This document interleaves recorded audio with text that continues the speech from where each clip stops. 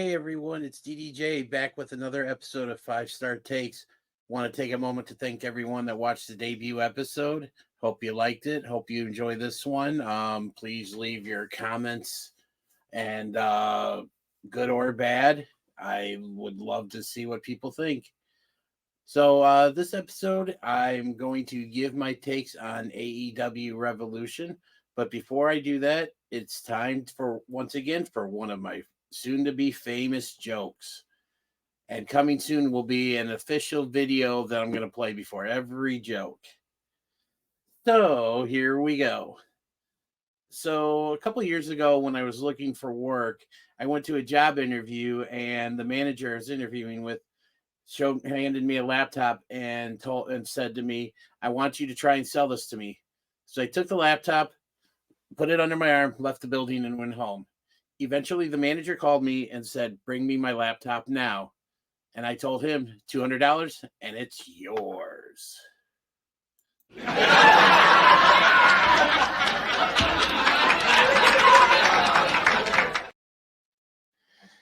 that was another one of my jokes. So let's get right into it. AEW Revolution is history, and it proved once again that while AEW struggles to put together consistently great weekly television, they seem to always nail it when it comes to the pay-per-views, and this show was definitely no exception. So I'm going to get right into the action here. We're going to start off with the two matches that happened during 0 Hour. The first one was a 12-man tag featuring the Bang Bang Scissor Gang consisting of Billy Gunn, the Acclaimed, Jay White, and the Gun Club versus Jay Lethal, Jeff Jarrett, Satnam Singh, Willie Mack, and Private Party. This was just, I think, a way to get, people on the card, get some names out there, everybody to earn a payday.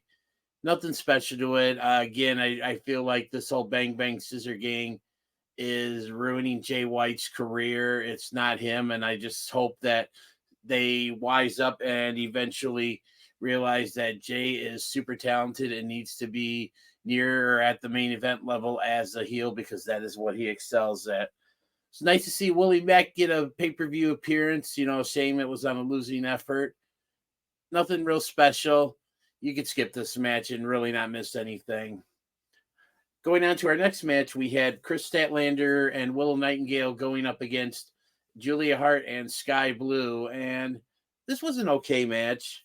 Obviously, Julia Hart returning to action after being out for a while due to an injury, teaming up with Sky Blue, who hasn't been the same since she was sprayed with the black mist by Julia Hart some time ago.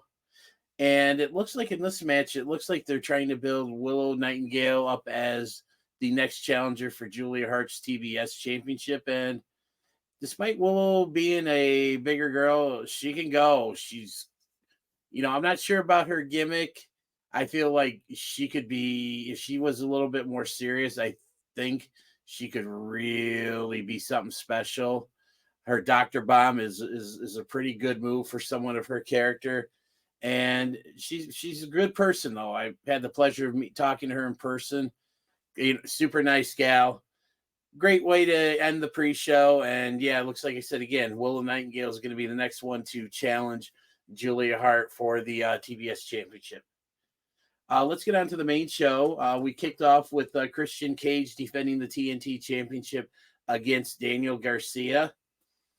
This match going in was, I think, a way to kind of get the crowd maybe to realize that Daniel Garcia is someone who is, I think, starting to put the pieces together and is kind of getting to where I think a lot of people thought he would have been maybe a while back.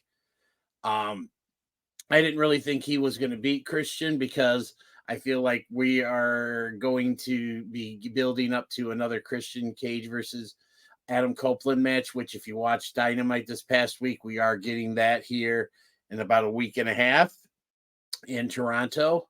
And I feel like this is hopefully, Edge finally gets one over on Christian. Christian's been killing it lately with this patriarchy character. I'm anxious to see what he holds over Kill Switch, why he's able to control him. And obviously Nick Wayne is learning probably so much being under the learning tree of Christian Cage. Christian's been killing it with he's probably the best heel they have right now in AEW, and I'm gonna go on record and say he's the greatest TNT champion that's that they've had so far. I think he's done so much for that title, and Christian Cage got the win. And again, we're gonna see Christian Cage versus Edge here in about a week and a half on Dynamite in Toronto. It's going to be an interesting match because I believe it's going to be an I Quit match. So it'll be fun. Let's see what happens there. Moving on next, we had Eddie Kingston defending the Continental Crown Championship against Bryan Danielson. And this match was all about Kingston trying to win the respect of Bryan Danielson. And one of the things I kind of want to talk about with this match is that I feel like this is so just indicative of the problem AEW has with establishing who's a babyface and who's a heel. And people are going to say, "Oh, they can be whoever they want," and stuff. But this is one of my biggest beefs with AEW, is that they don't seem to have clearly defined baby faces and heels, and you kind of have to have that in the world of pro wrestling. I think WWE and other organizations such as TNA, GCW, and a lot of independents, they do a much better job of having clearly defined baby faces and heels. Because 1 minute it seems like Danielson's, feuding with Ricky Starks and defending the name of Ricky the Dragon Steamboat as a baby face, and now he's a heel against Eddie Kingston. And the same could be said for Mox and Claudio, which we're going to talk about them a little bit later in their match with FTR. But going back to the match, it was a very hard-hitting affair, maybe a little bit of a New Japan style, strong style. Obviously, Eddie Kingston's got a lot of it, influences from Japanese legends such as Kawada and Akiyama. And, it is what it is. It was what it was. Kingston got the win. Danielson shook his hand and respected him. Obviously, we'll see if that holds as we go on in the world of AEW. I really like this match because it shows that they've got something with Eddie Kingston. I've said in the past many times I feel like he's a modern day version of Dusty Rhodes, because he's not your typical pro wrestler with the build, but he's more like the everyday man, and I think that's why a lot of people can identify him. Cuts killer promos, and he can go. Don't let the outward appearance fool you. He can go, and it was a very hard-hitting technical match, but again, it was what I expected it to be. Moving on, we have the All-Star Scramble match, which was originally supposed to be Meat Madness, which just basically a match that was supposed to feature big men and stuff. I don't know who all was supposed to be in it. Originally, they had only advertised Lance Archer, Powerhouse Hobbs, and Wardlow, but they turned it in. They said due to injuries, the match was off, and they added. This was the lineup for the match. So we had Wardlow, Chris Jericho, Powerhouse Hobbs, Lance Archer, Hook, Brian Cage, Magnus from CMLL, and Dante Martin. And I kind of liked how the match started out with the big men clearing out the little men, and then the big men had their moment in the ring, and then eventually excuse me again. The big men had their time in the ring, and then eventually the smaller men had their time in the ring, and then it broke down, and you saw some individual feuds fights break out between Hook and Brian Cage, who've had some issues, and I believe they went on to have a match on Dynamite, and I believe that feud's over with. It came down to Wardlow getting the win, which I think a lot of it's expected, especially because the winner of this match got a shot at the AEW championship, and Wardlow's getting his shot this coming week on Dynamite in Boston for Big Business. I would be shocked if he walked away with the championship, because I just think right now is not the time to take it off Joe. But stranger things have happened, and we see a lot of times companies will pull a swerve, just for the sake of pulling a swerve. But I don't see Joe dropping the title here yet.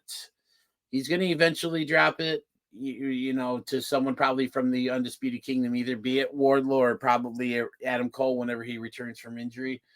But we'll see. I hope they, don't do something that's really going to set Wardlow back, because he's really worked hard in getting back to where he was pre his feud with MJF, before MJF went on his tirade and took a leave, and that killed a lot of Wardlow's momentum. And he's finally seemingly back on track, and this match could either further cement that track, or hopefully it doesn't totally derail him again, because I don't know if Wardlow would be able to recover from that. It was definitely the right call going with him, but I feel like they maybe should have saved that match for the upcoming pay-per-view AEW Dynasty. So yeah. So after that, we went to Roderick Strong versus Orange Cassidy for the AEW International Championship. And I kind of knew going in this match, I felt like it was being built for Roddy to get the win. And I'm actually very happy. I'm a huge Orange Cassidy fan. He's been an amazing champion over the last year and a half with that AEW International Championship, really putting in the work and making that a workhorse championship. And one of the things I didn't get to talk about last week's debut episode that the boys talked about on Shooting Shit was they talked about if the AEW International Championship had become the new their version of the WWE 24/7 Championship. And I think they were all unanimous agreement that it wasn't the case. And I'm with them on that, because the 24/7 Championship was mostly comedy segments in the ring, backstage segments, whereas Orange Cassidy would go out there week in and week out and put on banger after banger after banger after banger. And I liked how they played into like his consistent defenses of the championship were contributing to the mounting injuries he was having with his back, his shoulder, his hand, everything, and how it ultimately played a role in his downfall in this match. And again, congratulations to Roderick Strong. Great to see him with the championship. He did some really good work with the whole Adam gimmick with the neck brace and the wheelchair with being pushed around by the Kingdom, which obviously we all learned that was a setup for the big reveal of the Devil back at World's End. The interesting thing about this match was not during the match, but after the match, when Kyle O'Reilly, who hadn't been in an AEW ring in about 2 years, returned, came out, embraced Roddy, looked like he was genuinely happy to be back. The Kingdom offered him a shirt and a chance to join the group. He declined the invitation, and he whispered something to Roddy and left the ring. And I think it's going to be really interesting to see if it's revealed what he said to Roddy, because I mean, are we maybe going to get some sort of reunion with their team, which I believe they were known as Future Shock or something like that, or maybe that was with Adam Cole and Kyle O'Reilly. No, that was Adam Cole and Kyle O'Reilly. They were part of the Undisputed Era, Kyle O'Reilly and Roderick Strong, but there's a connection there, and we'll see if maybe we see that at the expense of Roddy eventually leaving the Undisputed Kingdom when, ever that happens. But yeah, great to see Kyle O'Reilly back. He looks great. I can't wait to see him in the ring. Another underrated talent who I really hope gets a chance to show the world what he can do. And we shall see what happens. All right, so we're going to go on to a tag team match featuring the Blackpool Combat Club, Jon Moxley and Claudio Castagnoli versus FTR.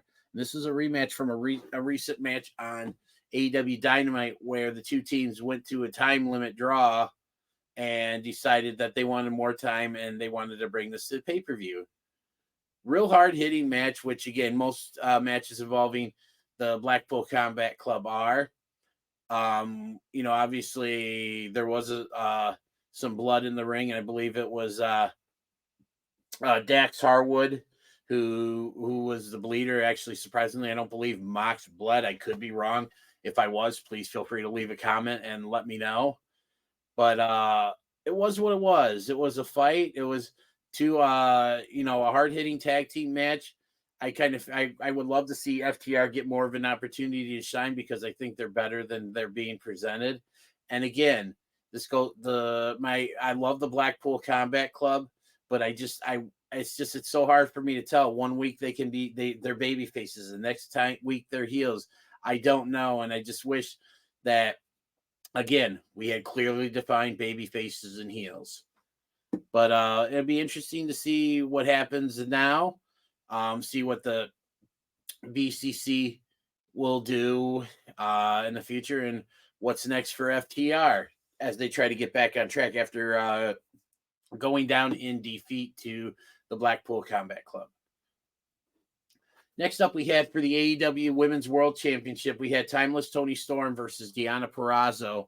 And once again, Timeless Toni Storm shows why she's easily the most entertaining woman in AEW right at the moment, and possibly and definitely up there when it comes to entertaining women's wrestlers in general. I wasn't too keen on the gimmick at first, but it's kind of grown on me. And though it was, I don't think anybody really thought Deonna had a chance because again, Toni is on fire right now. She's the best thing about the AEW women's division, which really doesn't have a lot of good things going for it right now because they have so much talent, but yet you get one small match on Dynamite, and maybe on a pay-per-view you're lucky to get two. Excuse me, one of which might be on the pre-show, and then the one on the main card. I would, let's just see what happens. I just hope that with Deonna not winning, that she kind of doesn't fall victim to what seems to become a pattern with AEW's women's roster, where someone comes in, gets hot shotted to a title shot, loses the match, and then just kind of falls back into the pit of obscurity with the rest of the AEW's women's roster. Because really, with the women's division right now, it's Toni Storm, Julia Hart to a certain extent, and then just about everybody else. It's just a jumbled mess, and I really hope that Tony Khan can get it straightened out because he's got a lot of talented women there. All right, so now we're going to move on to, in my opinion, what was easily the match of the night and is a definite match of the year candidate. And that was Will Ospreay, who was making his official in-ring debut as a full-time member of the AEW roster, going up against the Alpha Konosuke Takeshita from the Don Callis family. And if there's one match that I would ask you to watch from this show, if you have not seen this show, it's this match right here. It was a perfect showcase for Will Ospreay and what he can do in the ring, and most hardcore New Japan fans already know what he's capable of. But for someone who is maybe turning on AEW and is not a New Japan fan or doesn't have access to New Japan, and this is his or her first time watching Will Ospreay, how could you not be impressed with what you saw in the ring? I mean, he's improved so much over the years. Ospreay used to be a high flyer, crash and burn kind of guy, but in the last couple of years, he's really worked on his game and added so much more of a ground element, and he's just not a high flyer anymore. And it's really done wonders for him. I think it's helped expanded his repertoire, and he's so multi-talented, and he really is one of the best wrestlers in the world today. And hopefully he doesn't get lost in the shuffle either, especially with the subsequent debut of Kazuchika Okada as part of AEW, which happened this past week on Dynamite. And I'm going to save my takes on how they debuted Okada for next week's episode, because I believe the guys are going to talk about it when they return from their break this coming week on the show. Going back again to the match, I would definitely give this 5 stars. I don't really know what Meltzer rated it. I really don't care because I can't stand Meltzer. But again, guys and gals, if you have not seen this match, please do yourselves a favor. Go find a way to watch this match and go watch it, and you'll thank me later. Okay, we only got a couple more matches left. We got the AEW World Title match, the 3-way between Samoa Joe, Hangman Adam Page, and Swerve Strickland. I think a lot of people were hoping Swerve was going to win the title. I wouldn't have minded it, but I felt like it would have been a big mistake to take the title off Joe so quickly after he won it at World's End. And if I'm not mistaken, I believe this is either his second or third defense of the title since then. And the interesting story or subplot to this match was the ongoing feud between Hangman and Swerve. We had the episode of Dynamite before the pay-per-view where Hangman faked an injury to lay out Swerve with the crutch. Hangman's doing everything in his power to ensure Swerve does not win the championship, and that was something that I really liked. It felt like he was more worried about Swerve doing everything he could to prevent Swerve from winning the championship than wanting to win the championship himself. And I liked how the announcers speculated at the end of the match when Hangman tapped to the Coquina clutch, and they were wondering if he did it more so that Swerve didn't have a shot to win the championship, or he took Swerve's opportunity away versus the fact that, he really tapped out. And it's an interesting story, and I feel like it's going to build to some sort of well, I don't know if it's going to necessarily build to a loser leaves town match, because on the subsequent Dynamite, the Young Bucks suspended Hangman Adam Page for what he did to the referee, which, in storyline, you put your hands on an official, you're going to get fined or suspended. And I believe he gave one of the referees a shiner. And yeah, you don't really hear about that too often. And when something like that happens, yeah, you deserve to be suspended. I know if I did that to someone, in an official capacity at my job, I'd probably be fired on the spot and probably arrested. But obviously, it's pro wrestling, so it's a little bit different. Congrats to Joe for winning the match, retaining the championship. And next up for him is Wardlow this week on Dynamite. And now we get to the main event of the evening.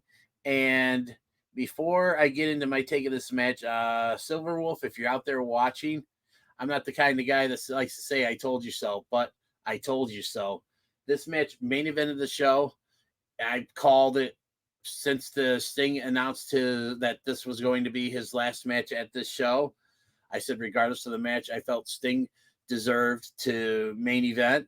And this match really was, I guess to say, what a hell of a way for Sting to go out. And was it a bit much in some people's eyes? Absolutely. I think the glass spots were a little much, and I hope that people that were sitting up front, nobody got too seriously injured, because if you saw when Darby went through the glass, and even when Sting went through the glass, which I'm sure his was probably like sugar glass or something, whereas Darby clearly went through a real glass pane, that, nobody got injured or cut, because you could see the pieces of glass flying when the guys went through it. Darby's back was crazy, just how quickly it went from became a, I guess you could say, for lack of a better term, a crimson mask on his back, and it took him out of the match for a while. And it really allowed Sting to kind of have that one last heroic moment where he had to take on two guys, and he had done it so many times before, back in the days when his partners would be out or he'd be facing impossible odds, and he just rose to the occasion, and he was able to do it one more time.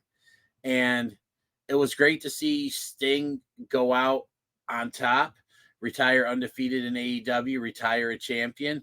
And obviously we're getting a tournament for the tag team titles, because Sting is officially retired, and Darby, after his match with Jay White coming up on Big Business, he's going to go try and climb Mount Everest. And good luck to Darby from me and the rest of the boys here. And Sting, I just wanted to take a moment here to say thank you for everything. Thank you for all the memories. Thank you for everything you did to entertain myself and the rest of us.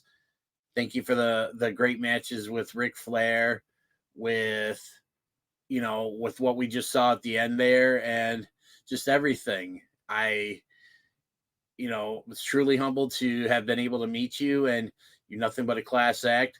Enjoy retirement.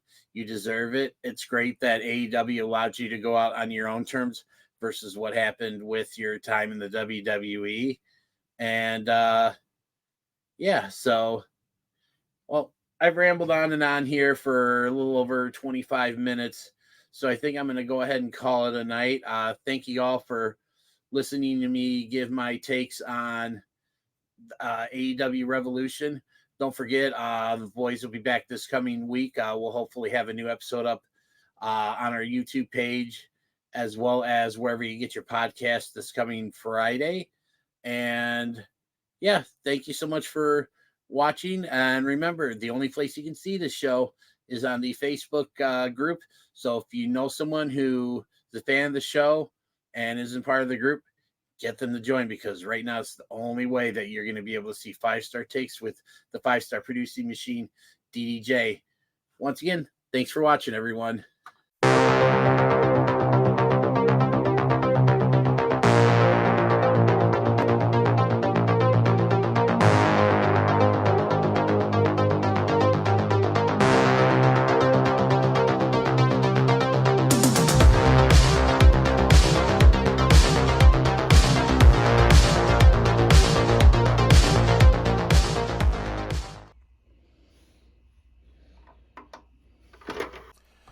Be sure to check us out on YouTube at www.youtube.com/@SHOOTINGSHT.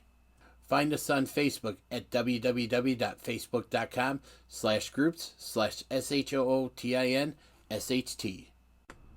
Check us out on TikTok at SHOOTINSHIT.